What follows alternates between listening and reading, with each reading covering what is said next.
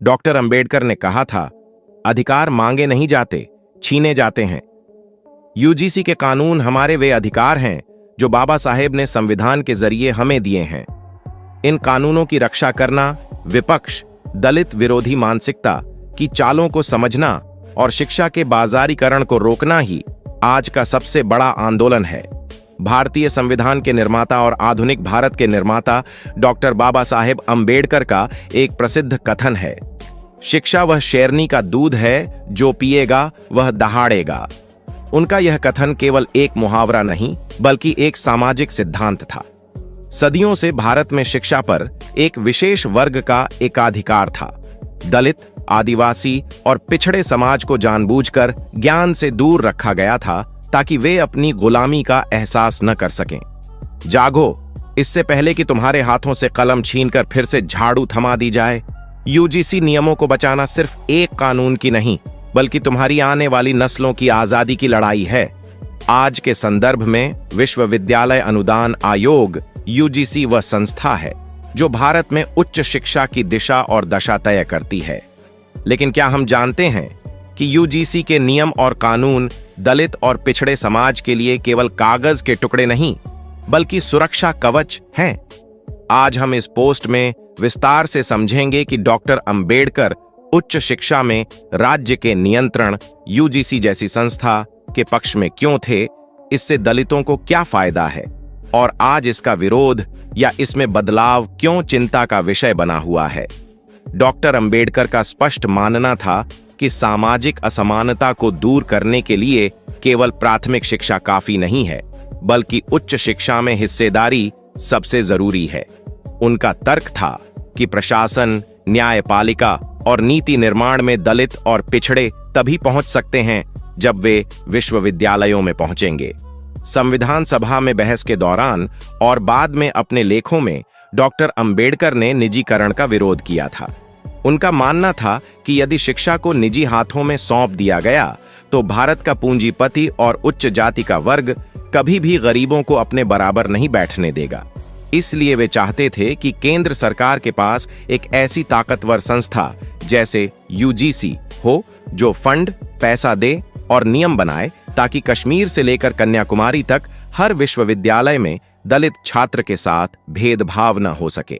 Doctor Ambedkar का vision था, राज्य द्वारा प्रायोजित शिक्षा, यानी सरकार का यह दायित्व है कि वह गरीब से गरीब छात्र को पीएचडी तक की पढ़ाई का खर्च उठाए।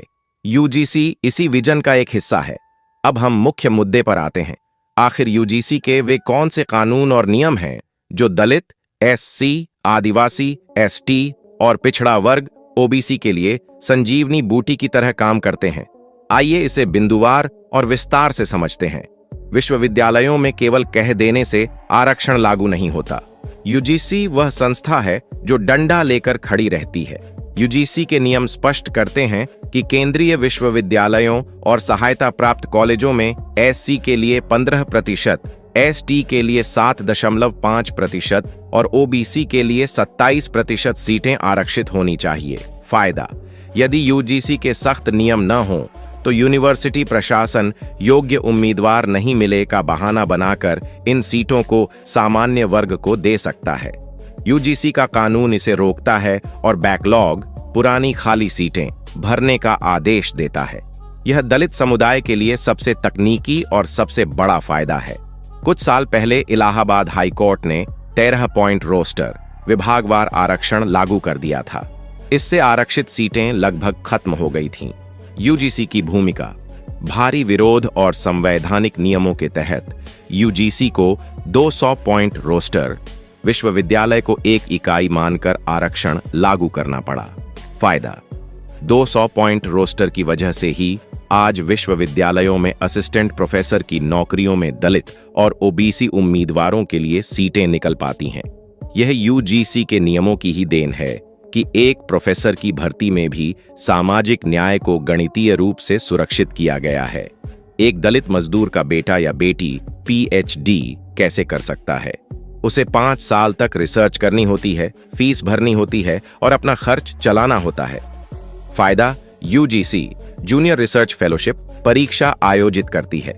इसके अलावा एनएफएससी SSS छात्रों के लिए राष्ट्रीय फेलोशिप और NIFOBC जैसी योजनाएं सीधे यूजीसी के माध्यम से क्रियान्वित होती हैं। यह कानून नियम सुनिश्चित करता है कि शोधार्थी को हर महीने 30 से 40 हजार रुपए मिले ताकि वह सम्मान के साथ पढ़ सके। यह आर्थिक आजादी ही बौद्धिक आजादी लाती है। रोहित वेमुला की संस्थानिक हत्या के बाद यह मुद्दा बहुत गरमाया था। यूजीसी ने उच्च शिक्षण संस्थानों में समानता को बढ़ावा देना विनियम 2012 बनाया है। फायदा: इस कानून के तहत हर कॉलेज यूनिवर्सिटी में एक SC/ST शिकायत निवारण सेल होना अनिवार्य है।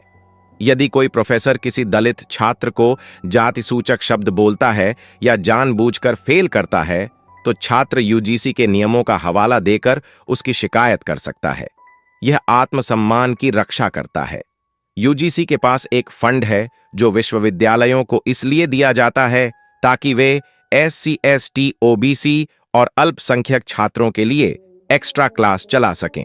फायदा: जो छात्र ग्रामीण पृष्ठभूमि से आते हैं और जिनकी अंग्रेजी या गणित कमजोर है, उन्हें मुख्यधारा के छात्रों के बराबर लाने के लिए यह बहुत बड़ा कदम है।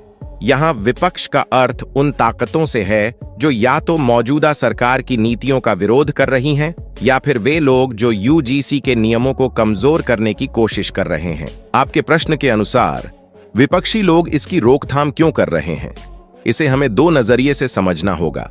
सामाजिक न्याय के पक्षधर दलित छात्र संगठन विरोध क्यों कर रहे हैं? आजकल आपने सुना होगा कि छात्र संगठन यूजीसी के नए ड्राफ्ट या विधेयकों का विरोध कर रहे हैं। वे ऐसा क्यों कर रहे हैं? डी रिजर्वेशन का डर।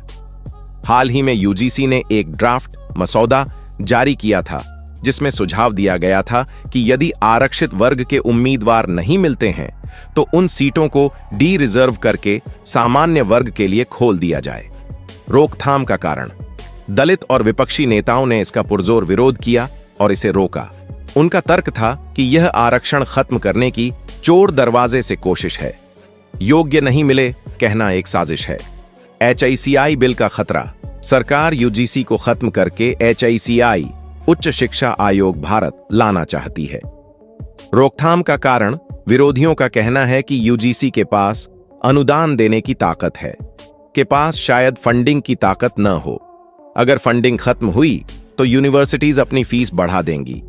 अगर फीस लाखों में होगी तो दलित पिछड़ा छात्र अपने आप बाहर हो जाएगा। इसलिए लोग यूजीसी को बचाने और नए बिल को रोकने की कोशिश कर रहे हैं। कुछ विपक्षी जो आरक्षण के खिलाफ हैं, वे यूजीसी के सख्त नियमों से चिढ़ते हैं। उनका तर्क है कि इससे मेरिट योग्यता का हनन होता है। वे चाहते हैं कि यूजीसी संस्थानों को पूरी स्वायत्तता दे दें, लेकिन सच्चाई यह है कि भारत में स्वायत्तता का मतलब अक्सर मनमानी होता है। यदि यूजीसी का डंडा हटेगा तो विभागों में नियुक्तियां फिर से भाई भतीजावाद और जातिवाद के आधार पर होने लगेंगी। अगर हम गहराई में जाएं तो यूजीसी के कानूनों और नियमों का पालन या उल्लंघन भारत के भविष्य को तय करेगा।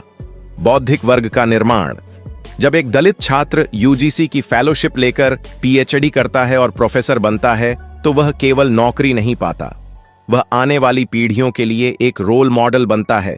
वह पाठ्यक्रम में बदलाव करता है, वह इतिहास को दलित नजरिए से लिखता है। यूजीसी वह गेटवे है जो यह संभव बनाता है। जाति व्यवस्था पर प्रहार: विश्वविद्यालय वे स्थान हैं जहां अंतरजातीय विवाह और मित्रता पनपती है। यूजीसी द्वारा समर्थित हॉस्टल और मेस में जब सवर्ण और दलित छात्र साथ खाना खाते हैं तो बाबा साहेब का जाति उन्मूलन का सपना धीरे धीरे सच होता है। लोकतंत्र की मजबूती: जब पिछड़े वर्ग के लोग उच्च शिक्षित होते हैं तो वे संसद और विधानसभाओं में बेहतर कानून बनाने की मांग करते हैं।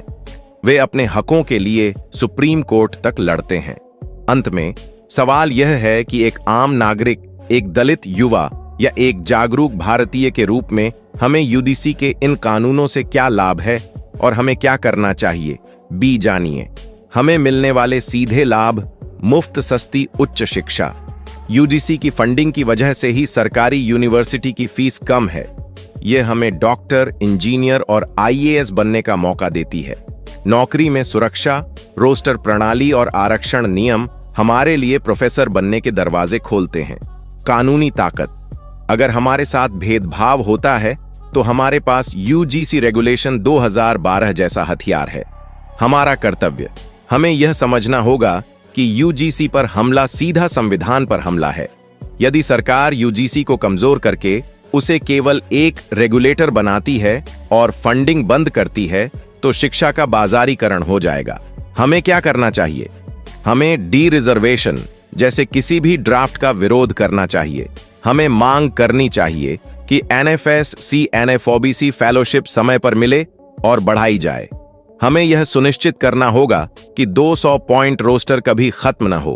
अंत में एक बार फिर से डॉक्टर अंबेडकर ने कहा था, अधिकार मांगे नहीं जाते, छीने जाते हैं। यूजीसी के कानून हमारे वे अधिकार हैं जो बाबा साहेब ने संविधान के जरिए हमें दिए हैं। इन कानूनों की रक्षा करना, विपक्ष, दलित विरोधी मानसिकता की चालों को समझना और शिक्षा के बाजारीकरण को रोकना ही आज का सबसे बड़ा आंदोलन है। जब तक यूजीसी के नियम मजबूत हैं, तब तक एक गरीब का बच्चा भी विश्वविद्यालय के वीसी की कुर्सी तक पहुंचने का सपना देख सकता है। यही इस कानून की असली ताकत है और यही इसका परिणाम है। आज की वीडियो में बस इतना ही।